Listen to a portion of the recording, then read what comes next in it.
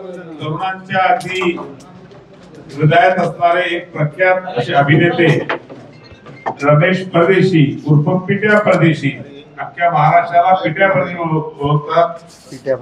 आतापर्यंत ते महाराष्ट्र नवनिर्माण सेनेचे महाराष्ट्र राज्याचे उपाध्यक्ष होते। आज भारतीय जनता पार्टीत त्यांचा प्रवेश होतोय। मी माननीय प्रदेश अध्यक्षांना विनंती करतो की त्यांनी त्यांचा प्रवेश या ठिकाणी करावा।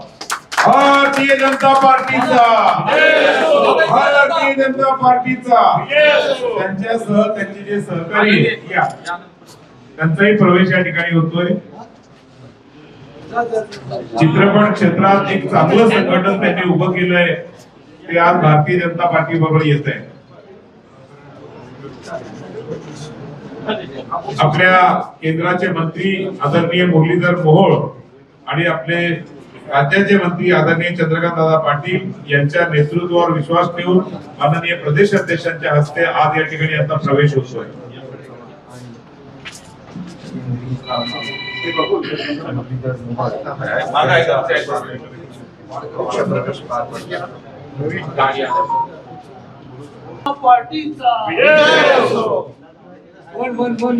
प्रवेश करायला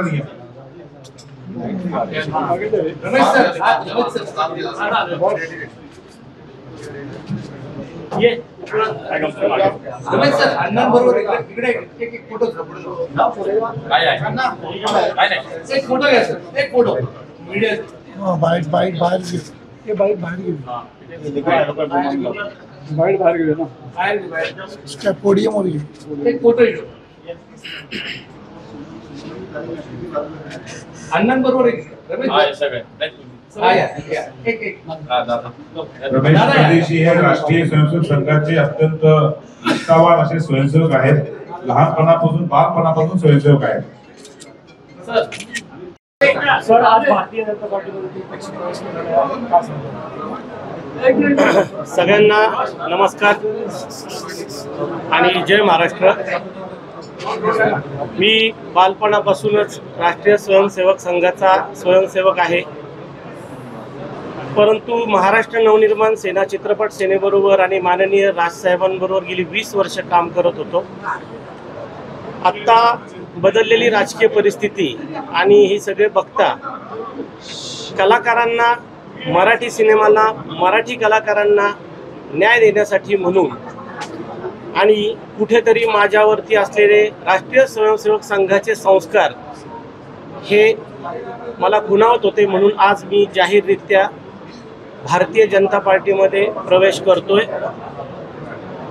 भारताचे पंतप्रधान माननीय नरेंद्रभाई मोदी ज्या कणखरपणे देश चालवत आहेत, त्याचप्रमाणे आपल्या या महाराष्ट्र राज्यामध्ये मराठी असलेले कलाकार, मराठी असलेले सिनेमा कलाकार, मराठी सिनेमा आणि त्याच्याशी संबंधित असलेल्या ज्या काही अडचणी असतील त्या राज्य शासन आणि केंद्राच्या माध्यमातून माझा सोडवण्याचा प्रयत्न असेल आणि या निमित्तानं मुख्य प्रवाहामध्ये काम करून, जसं संघामध्ये सर्वत्र मानलं जातं की राष्ट्र प्रथम, देश हा सर्वोच्च ठिकाणी ठेवून काम केलं जातं, त्याच तत्वावरती आज विश्वास ठेवून मी माझ्या सर्व मित्रांसह इथं प्रवेश करतोय।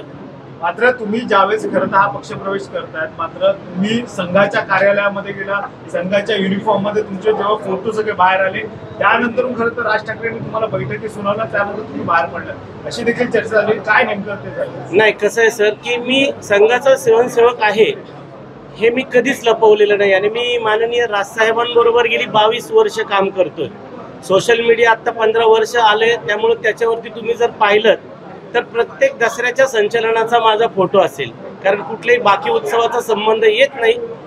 परंतु राजसाहेबांनी सुनावलं वगैरे असं नाही, कारण ते कुटुंब प्रमुख आहेत आणि राजसाहेब हे खूप मोठे आहेत, त्यामुळे त्यांनी काही बोललं तरी एक कुटुंब प्रमुख या नात्याने आम्ही तेवढंच खिलाडू वृत्तीनं ते घेतो। प्रश्न असा आहे की संघ, राष्ट्रीय सेवक संघ हा माझ्या संस्काराचा भाग आहे। कुठंतरी सगळे परत बदलत असलेल्या या सगळ्या परिस्थितीत मला असं वाटलं की आता आपण काहीही झालं तरी आपण आपल्या विचारासोबत राहिलं पाहिजे, म्हणून इथे। म्हणजे तिथे विचारात घेतलं जात नव्हतं असं म्हणायचं का पदाधिकाऱ्यांना, तुम्हाला सगळ्यांना? नाही नाही नाही, असं काही विचारात घेतलं जात नव्हतं, असे काही माझी कुठलीच तक्रार नाही। राज ठाकरे हे कलाकारांसाठी न्याय देण्यासाठी ते सातत्याने पुढे येत आहेत आणि मराठी इंडस्ट्रीमध्ये जे कलाकार आहेत ते राज ठाकरे यांचं नाव घेत आहेत. तुम्ही 22 वर्षापासून राज ठाकरे यांच्यासोबत आहात. काय असं कारण आलं की ते त्यांना सोबत वाटलं? नाही सर, परत एक सांगतो की प्रश्न संस्काराचा आहे आणि तत्वाचा आहे. संघ हा माझा संस्कार आहे आणि मी राष्ट्रप्रथम या तत्वावर चालणारा माणूस आहे. कुठंतरी आज माझा संस्कार, मला संस्काराने माझ्या सांगितलं की तू तुझ्या विचारांसोबतच असलं पाहिजे म्हणून आहे. बाकी माझे नाही, मी नाही अहो, इतक्या मोठ्या साहेबांवरती बोलणे इतकी माझी कुवत नाही, त्यामुळे मी त्यांच्यावर नाही बोलू शकत. सांगतात की इतक्या वर्षापासून त्यांच्यासोबत काम करत होतो, मात्र नेमकं काय अडथळा आला? नाही, अडथळा काहीच आला नाही. मला असं वाटलं की मराठी कलाकार, मराठी सिनेमा यांना जर का मदत करायची असेल तर त्याच्यासाठी थोडंसं व्यापक असलं पाहिजे.